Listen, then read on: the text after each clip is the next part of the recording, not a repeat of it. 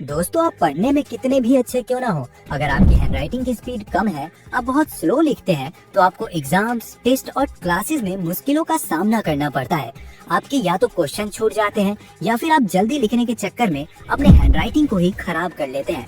तो आखिरकार हमें अपने हैंडराइटिंग को सही रखते हुए फास्ट लिखना होगा, जिससे हमारे मार्क्स भी ना कटे और कोई क्वेश्चंस भी ना छूटे। लगभग 70% लोग अपनी हैंडराइटिंग की स्पीड सिर्फ इसलिए बढ़ाना चाहते हैं ताकि वो एग्जाम्स में फास्ट लिख सके। लेकिन दोस्तों, इसके और भी फायदे हैं। ये सब तो ठीक है, पर सबसे पहला क्वेश्चन तो ये है कि हमारी राइटिंग की स्पीड बढ़ेगी कैसे। ये सब कुछ आज हम इस वीडियो में जानेंगे, और कई सारे ऐसे मिस्टेक्स जो हम लिखते टाइम करते हैं, उसे कैसे अवॉइड करना है, ये सब भी हम जानेंगे। इसलिए आप वीडियो को पूरा देखना। और हाँ, अगर आप नए हो हमारे चैनल पे तो सब्सक्राइब करके बेल आइकन को ऑल पे प्रेस कर दो, क्योंकि हम आपके लिए इसी तरह के इंटरेस्टिंग वीडियोस लाते रहते हैं। दोस्तों, राइटिंग की स्पीड फास्ट होना कितना ज्यादा जरूरी है हमारे लिए, ये हमें तब पता चलती है जब हमारे एग्जाम्स होते हैं और क्लास में टीचर जब कुछ लिखने को कहते हैं। अगर हमारी राइटिंग की स्पीड फास्ट होती है तो हमें इससे बहुत बेनिफिट्स मिलती है, जैसे कि हम एग्जाम्स में ज्यादा क्वेश्चंस का आंसर कम टाइम में कर पाते हैं, हमें कंपटीशन में हेल्प मिलती है, हम कम टाइम में ज्यादा कंटेंट लिख पाते हैं, हमारी टाइम बहुत ज्यादा बचती है। ये सारी बेनिफिट्स हमें मिलती है जब हमारी राइटिंग स्पीड फास्ट होती है। अच्छा, आपने क्लास में नोटिस किया होगा कि कुछ स्टूडेंट्स बहुत जल्दी लिख लेते हैं और हम कभी कभी पीछे रह जाते हैं। लेकिन दोस्तों, हम उनसे भी आगे निकल सकते हैं अगर कुछ टेक्निक्स को फॉलो करें तो। लेकिन वो सारे टेक्निक्स जानने से पहले ये जानना बहुत जरूरी है कि हम लिखते टाइम वो कौन कौन सी गलतियाँ करते हैं जिससे हमारी राइटिंग स्पीड कम हो जाती है। Number 1, over thinking each word. सबसे पहला और सबसे बड़ी मिस्टेक है लिखते टाइम एक एक वर्ड को सोचना। जब हम हर एक वर्ड को सोचते हैं, इससे हमारी राइटिंग की स्पीड पे बहुत ज्यादा इफेक्ट पड़ता है। दूसरी मिस्टेक है अपने लिखने की स्टाइल को बार बार चेंज करना। जब हम बार बार अपने लिखने की स्टाइल को बदलते रहते हैं, इससे हमारा हैंड उस स्पीड को फॉलो नहीं कर पाता है जो हम एक स्टाइल रखने से अचीव कर सकते थे।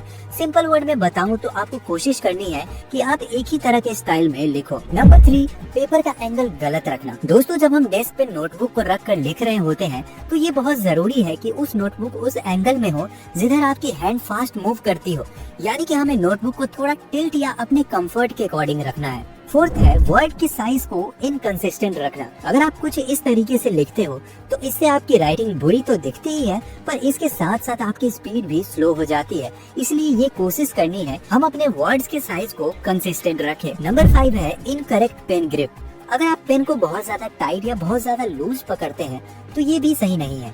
बहुत टाइट पकड़ने से आपकी उंगलियों पे ज्यादा प्रेशर पड़ता है, जिसके कारण आप कुछ टाइम ही फास्ट लिख पाएंगे। उसके बाद आपकी उंगलियां दर्द देने लगेगी। और अगर आप पेन को बहुत ज्यादा लूज पकड़ते हैं तो आपका हैंड पेन को फास्ट मूव नहीं कर पाता है। इसलिए पेन का ग्रिप सही होना बहुत जरूरी है। दोस्तों, ये तो हो गए 5 मिस्टेक्स जो आपको अवॉइड करनी है। अब 5 टेक्निक्स जानने से पहले चलिए कुछ इम्पोर्टेंट बातें जान लेते हैं। दोस्तों, वैसे तो हैंडराइटिंग हर एक इंसान की अलग अलग होती है, पर मेजरली हैंडराइटिंग 5 तरीके की ही हो सकती है। Print, cursive, D'Nealian, calligraphy, italic cursive. Print handwriting कुछ इस तरह की स्ट्रेट फॉरवर्ड स्टाइल में लिखी जाती है।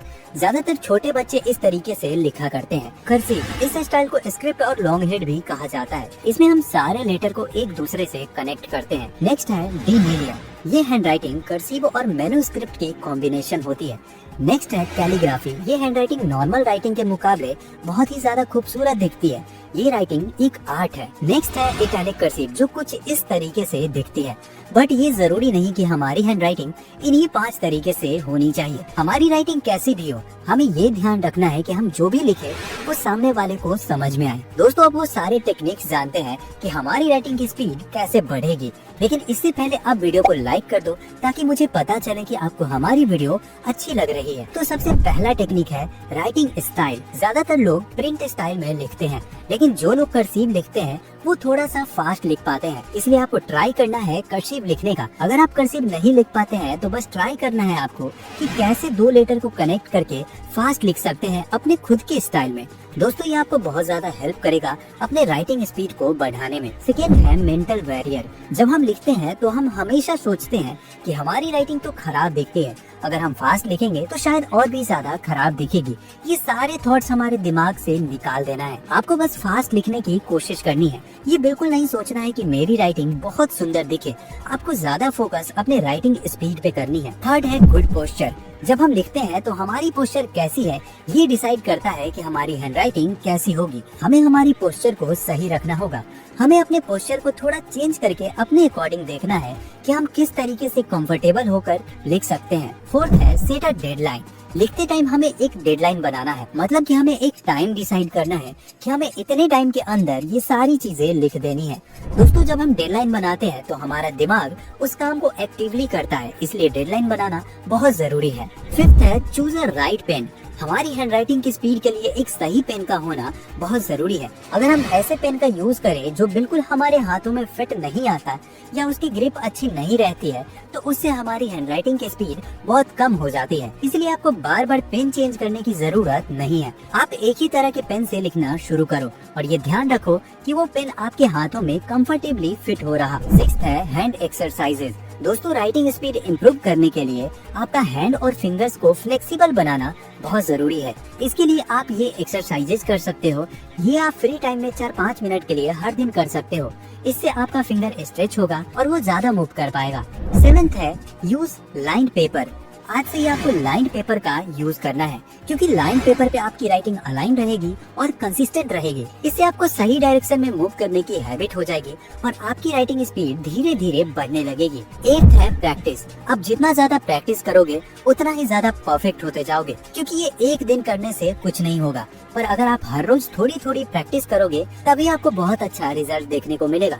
इसलिए दोस्तों, प्रैक्टिस करना बहुत ही ज्यादा जरूरी है। आपने देखा होगा कि जो लोग लगातार मेहनत करते हैं वही सफल हो पाते हैं, क्योंकि वो हर दिन उतनी मेहनत करते हैं। दोस्तों, आज तक जो भी इंसान अपने लाइफ में आगे बढ़ा है उसे बहुत सारी मेहनत करनी पड़ी है, इसलिए मेहनत करने से कभी पीछे मत हटो। जो लोग सोचते हैं कि आज नहीं कल से करूंगा, वो कभी आगे नहीं बढ़ पाते हैं। अच्छा, मान लो 2 स्टूडेंट्स हैं, एक आज से ही स्टार्ट कर रहा और दूसरा कल से करने की सोच रहा। अब आप खुद सोचो कौन सही है।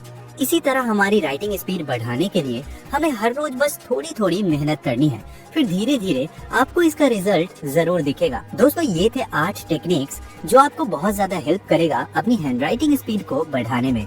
अब आप मुझे कमेंट करके अपना प्यारा सा नाम बताओ, ताकि मुझे पता चले कि आपने मेरी वीडियो पूरी देखी है और मैं आप सबके कमेंट का रिप्लाई करूंगा। और अगर आपको ये वीडियो अच्छा लगा हो तो इस वीडियो को लाइक करो और चैनल को सब्सक्राइब करके बेल आइकन को ऑल पे प्रेस कर दो। और इसी तरह के वीडियो देखने के लिए हमारे चैनल पे विजिट जरूर करना। तो मिलते हैं आपसे नेक्स्ट वीडियो में।